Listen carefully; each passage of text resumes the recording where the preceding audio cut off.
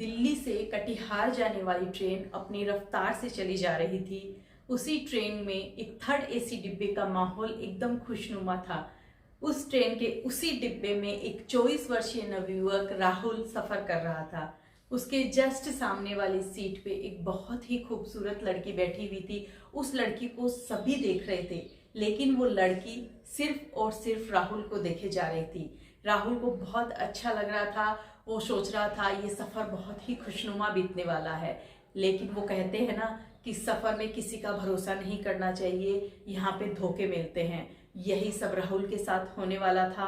तो बहुत ही रोमांचित होने वाली है ये कहानी। इस कहानी को आप एंड तक देखिए, आपको बहुत ही मज़ा आने वाला है, बहुत ही अच्छा लगने वाला है। राहुल होली की छुट्टियों में अपने घर जा रहा था और उसी डिब्बे में संजना अपने 5 सदस्यीय परिवार के साथ सफ़र कर रही थी। उसके परिवार में उसके मम्मी पापा, उसकी एक छोटी बहन जो कि 17-18 साल की थी और उसका छोटा भाई 11 वर्ष का था। वो भी उसी डिब्बे पे सफ़र कर रहे थे। लेकिन संजना जो है वो राहुल को पहली नज़र में ही पसंद करने लग गई थी। ऐसे ही कुछ देर तक दोनों एक दूसरे को देखते रहे। थोड़ी देर बाद संजना ने राहुल से कहा कि आपकी लोअर बर्थ है, प्लीज आप अपर वाली बर्थ पर चले जाएंगे। तो राहुल ने कहा हाँ चला जाऊंगा। संजना ने कहा थैंक यू, मेरे पापा से ऊपर वाली सीट पे नहीं सोया जाता, तो मैं और आप ऊपर वाली आमने सामने वाली सीट पर सो जाएंगे। तो राहुल इससे बहुत खुश हुआ। उसने सोचा इससे मैं संजना से और ज़्यादा बात कर सकूंगा, उससे ज़्यादा अटैच हो सकूंगा। तो ऐसे ही घंटे 2 घंटे बीत जाते हैं। राहुल और संजना एक दूसरे को देखते हैं, एक दूसरे में प्यार हो जाता है।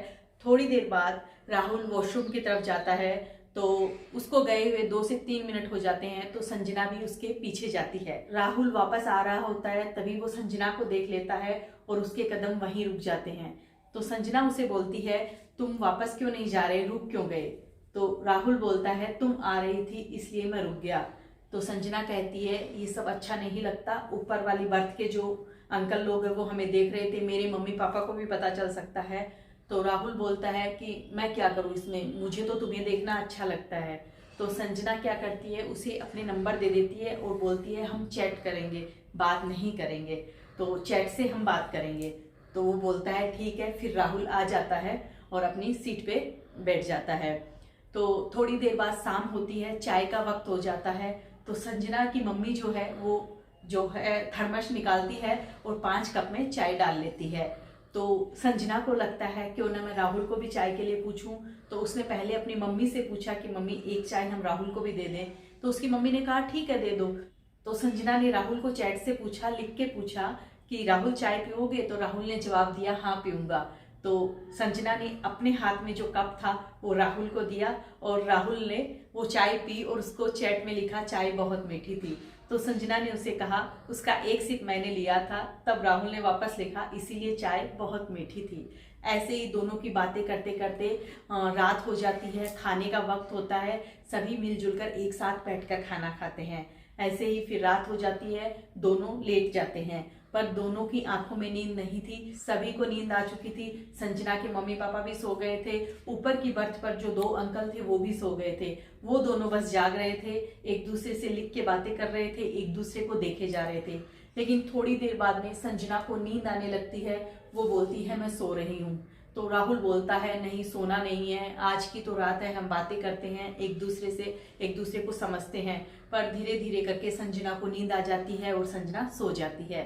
फिर ऐसे सुबह होती है। सुबह जब संजना की आंख नहीं खुलती, लेकिन ऐसे ही कुछ शोर होता है, शोर से संजना की आंख खुल जाती है। तो संजना देखती है कि राहुल एकदम से घबराया हुआ है, हड़बड़ाया हुआ है और जो भी उस डिब्बे में लोग हैं सभी इधर उधर कुछ चीज़ ढूंढ रहे हैं। तो वो अपनी मम्मी से पूछती है कि क्या हुआ मम्मी, राहुल इस तरह से हड़बड़ाया हुआ क्यों है? तो उसकी मम्मी बताती है कि राहुल का एक बैग खो गया है।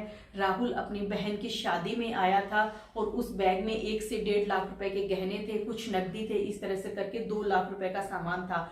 वो बैग राहुल का गायब हो जाता है। सभी राहुल को कहते हैं इतना सामान लेके इतनी दूर आने की क्या जरूरत थी, गहने परदेश से क्यों खरीद के लाए? लेकिन राहुल कहता है कि वहाँ पे जो ज्वेलर था वो बहुत ही सही रेट में गहने दे रहा था, तो मैंने सोचा ले लेता हूँ, ये सोचकर मैं ले आया। अब सिर्फ 2 दिन बहन की शादी में बचा है, मैं कैसे एडजस्ट करूँगा?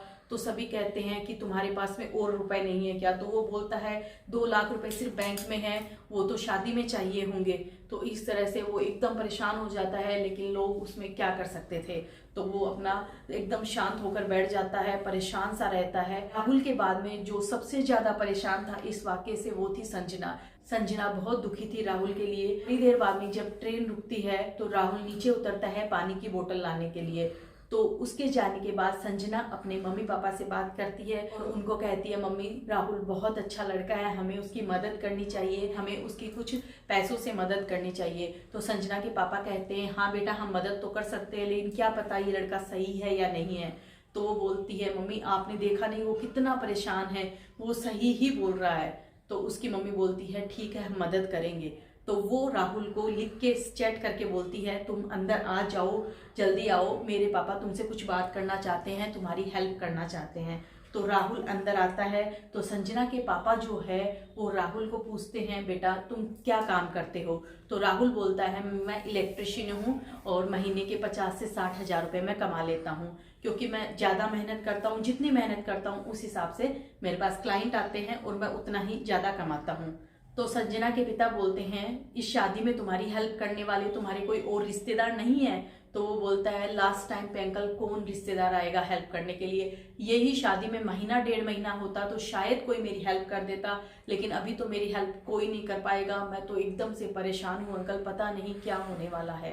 तो फिर संजना के पापा बोलते हैं, मैं तुम्हारी हेल्प करता हूँ, तुम मुझे वापस कर देना, जब भी तुम्हारे पास हो 4-5 महीने के अंदर रुपए वापस कर देना। तो वो बोलता है, अंकल 4-5 महीने नहीं, मैं 2-2.5 महीने में ही आपके पैसे वापस कर दूंगा, आप मुझ पे यकीन कीजिए। तो वो उसी वक्त उसके खाते में 2 लाख रुपए ट्रांसफर कर देते हैं और उसे एक बहुत ही अच्छे ज्वेलर की दुकान बताते हैं जो कटिहार में थी, और उसको बताते हैं वहां से तुम गहने खरीद लेना, मेरा नाम ले देना, वहां से तुम्हें बहुत अच्छी रेट में गहने मिल जाएंगे।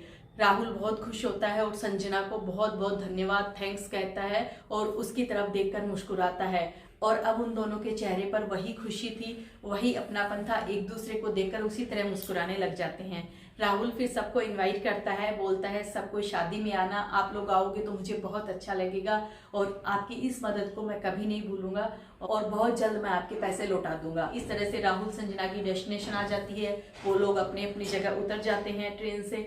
फिर राहुल जाता है, शादियों में बिजी हो जाता है, पर बीच में वो संजना को कॉल करता रहता है, बातें करता रहता है और संजना को कहता है शादी में जरूर आना है। तो संजना कहती है, मैं 100% आऊंगी।